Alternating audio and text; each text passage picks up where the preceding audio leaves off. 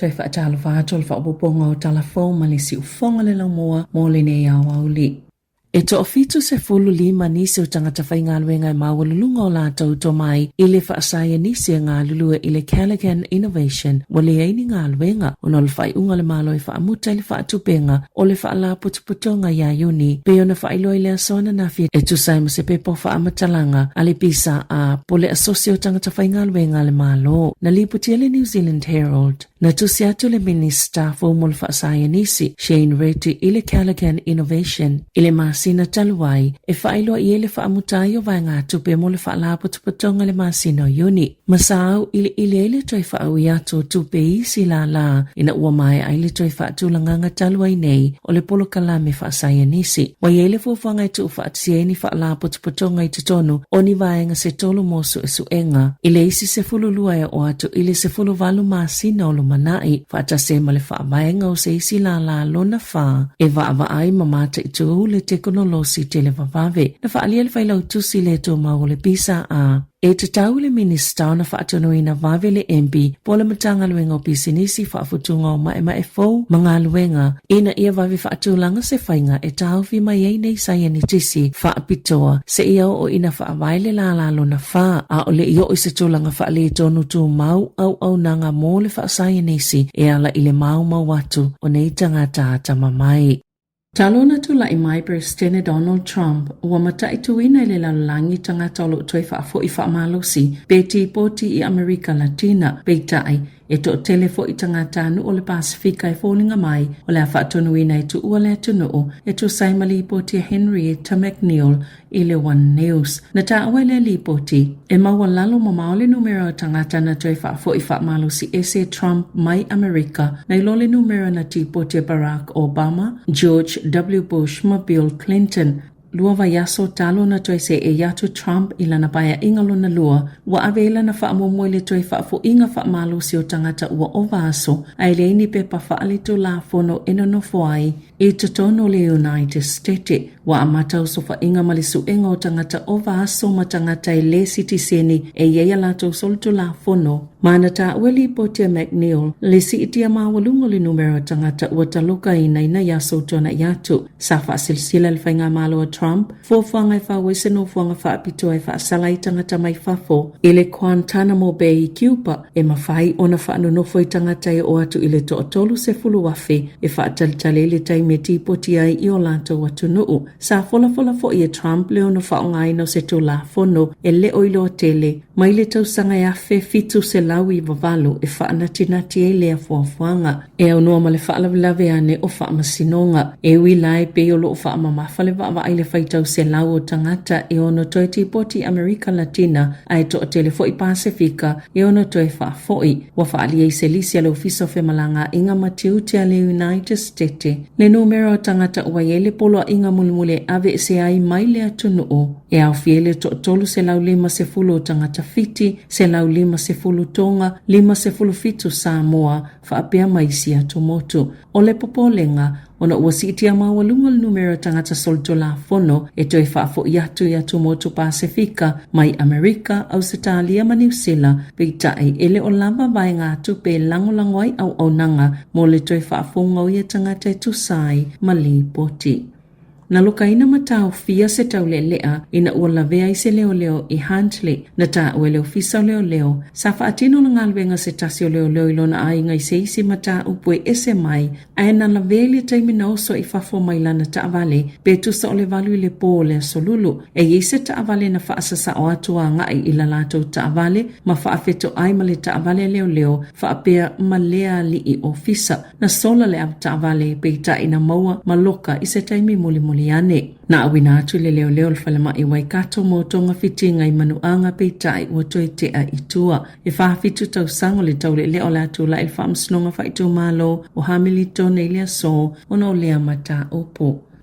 Wale se sua vai le se le tise ma le tele o me o wha le angaina ma la pisi. Wa taulea ye se apano e wha atutuaini fale ia le tu i mātu o kasa pei ona lipotia. O le vai aso taluaina toi fo i ele silia ma le afa miliona o tangata Palestina. I lea i tu o kasa i tu sai ma le whainga malo o lo o iai. O le totele lava o tangata wana unau e no foi ma toi faulo lato so i fuanga tu sa lava pe mana o le presidente le United States Donald Trump ya ilato eo ese. Na sauno Trump i se fono ma le pale mio Israelu Benjamin Netanyahu i le asolua e yelo na manatu e le te tawana toi fo i tangata i kasa o le alema fo angola toi fo i ai ua whaatafu na ina. O le whaalua ileo na sauno Trump i se vai yaso i tasi whaape te tau i Palestina o nao ese makasa. O iala fonga Trump o langalanga ini whaitionga maile lalalangi whaapea matangata kasa o le tala a Amir Karacha i le CNN e sili ia te ia le ayo nuti ngā whale se itolo ia ua male pelepe nai lo le whaamalo sia o ia etu ua o na lau ele o fina ngalo fo i o nisi o tangata na whaatala noaina i le au onanga e tu samale fitu se fulu pasene o le lua te se male tasi miliona o tangata o kasa ua restalai malo o whaatasi o ni tangata solufai ma o le totelo i lato o suli o Palestina na whaata apeina na tasiva whaavalu na ututuli ese le tu samale fitu se la wafi o Palestina pe whaamalo sia fo i ona sosola ese mai o lanto ainga i taimi na taunu uai Israelu na toi whaatanga i vahenga awa Israelu le asonga fua taluai o na toi fo i atu Palestina i kasa mai tu samale to lima se la wafi Palestina ia na toi fo i atu po le kuata o le au whainga atu o tangata saa o mawai.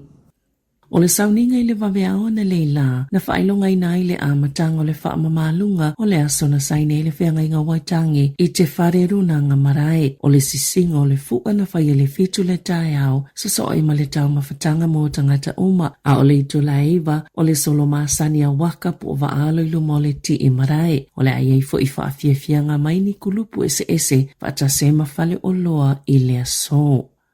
Watu inatu Shane Jones se la pata inga ile na puhi ona ole mata upupea na whaalavelawei ile pōwhiri na whaafilua ia i whaipule ile malae na saini ile whianga inga waitangi ile asoana nafi o le atu maanga Māori e whaafilua ia i ila tau i upufai o le malo a olumana ile aso i whaamamalu ina ile whianga inga waitangi peitai o le pili tau whaofia le malo le Treaty Principles whaapea maisi tu la fono o titi e ile ita malile fia le to tele o Māori i le whainga malo so whaatasi. Na langona ina le whi o Kaiwero, po e na whaatino ina le hakai whaafeloa i ai whaipule i le marae, i le taimi o la lato lui po le challenge, mai to tele tina matama i tai mai te tai toke rau. Na tutu la lai mau o lato papatuanga i Minister o le National Male Act, a o whaia lato launga. Na ave isia fo le masini fa leo tele leo po le microphone mai a David Seymour le taʻitaʻi o le act matoe tu atu iai matoe ave ese fo i matoe ave iai a o whaia lana saunoanga. Na sauno se minister sini o le New Zealand First Shane Jones o le toe ave ale po whiri ma se sauninga whaafeloa ai ma o le toe talawhea ngai mo le winga na whaia ai na ia ta ua fo i e eise mea wha le tono o ngau ngai le tāpena ngau le asoana nafi ma o le aia tu inatu le mata upo i le whaafaletu i le New Zealand First na whaanga ngai Jones ma le minister le atina enga o Māori o Tama Pōtaka i le masino o Novema.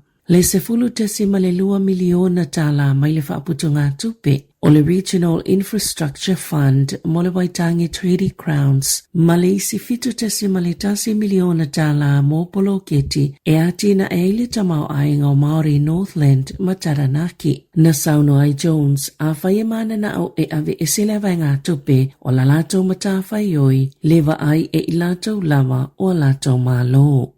O aso malo loa le tunu o ni aso taunga taia mo pisinisi ma e au fie foi ma le waitangi dei. E maasane ona whaapopo e pisinisi tali malo le se 15% i tau o lato au onanga. Ma e maasani foi ona whaatupe i tutongi o tangata whai ngā luenga yanga waa i le tutongi whaapopo i aso malo lo pe a ngā lulue. Po le time and a half pay whaape ma se aso e malo lo ai alternative day off o whaalie whaapea. A whai e whaapopo i se pisinisi se tau se au nanga po Sir Judges. E te tawana whailo manino i tūlanga I tangata whaatau. E te tawana iei ala tau whaailoilo e au ili ai tau whaau popo. Iei fo ini whaalinga I lunga o la tau upenga ta whaailangi. Pe tala noa fo I tangata whaatau ma wha manino I ai ili teimi whaatau waile o loa pe le I okaina fo I se o loa. A whai tali tonu tangata whaatau ua whaaseina I la tau I tau whaau popo o ni o loa ia so malolo whaapenei. E mawhai ona aveni ala tau whaase ai le komisi mō mata opo e whaatitau pisinisi po le Commerce Commission.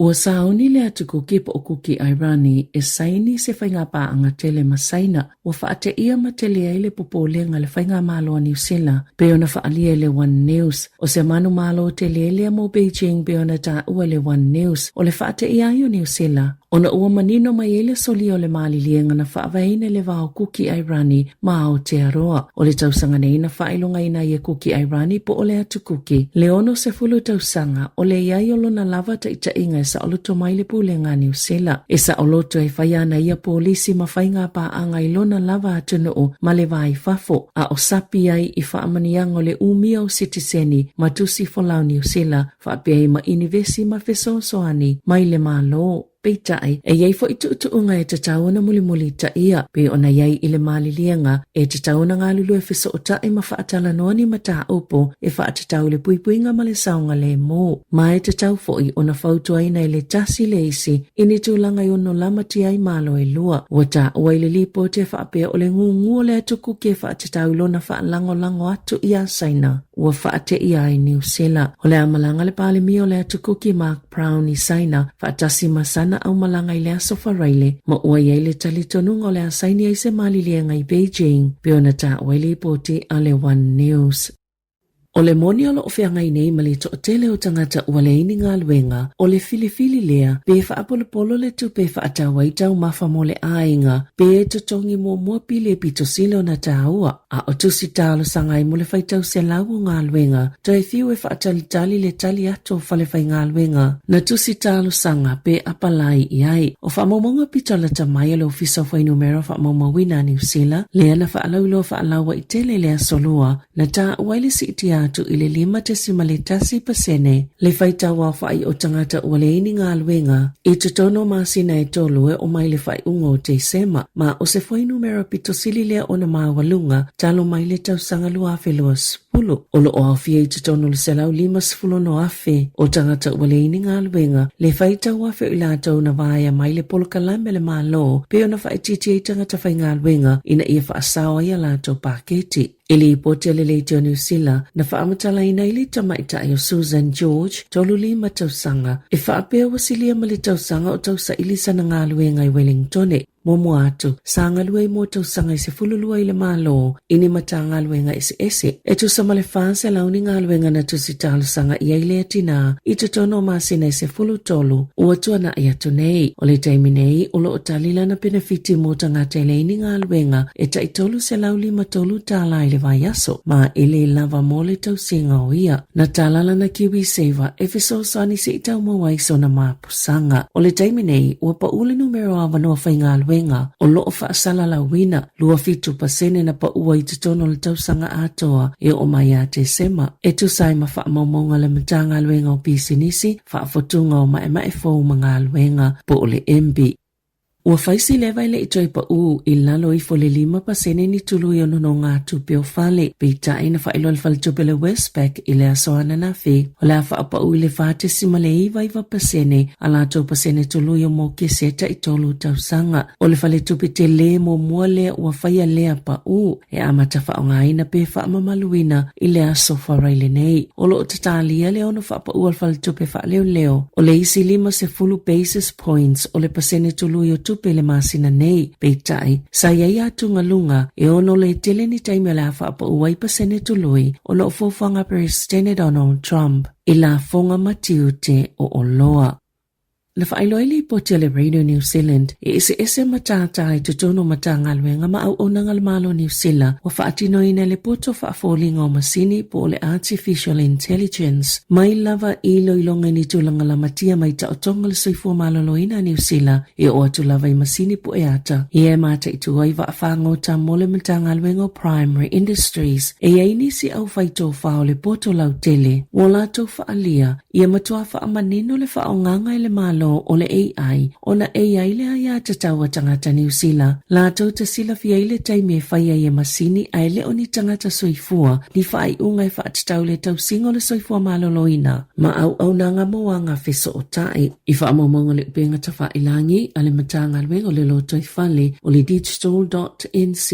wa whailo ai 5 la le malo na iloina le masino yulai ile tau sanga taluai ma tolu fitu la LATT formalitasi le to aingo AI pole poto whaafolingo masini na olanto whaongaina wa whaalia I whaamomonga na whaongaina I forma I Health New Zealand le poto whaafolingo masini pole AI esu ni tulanga la matia o se tangata maliu ile umayo se taotonga sa whaongaina fo ile fela wa inga o kilani o le ACC matanga luenga le whaasao maisi matanga luenga le malo I to ainga ese o le AI o le vaiasu talwaina whaasisila I le malo se whaatatianga foa au nanga ale malo mo le AI pole poto whaafolingo masini ma whaatulanga I ta ialaina ia saonga le mo le whaonganga o le AI. Tala fo ia malisi ufonga le lau moa mo le ne au auli.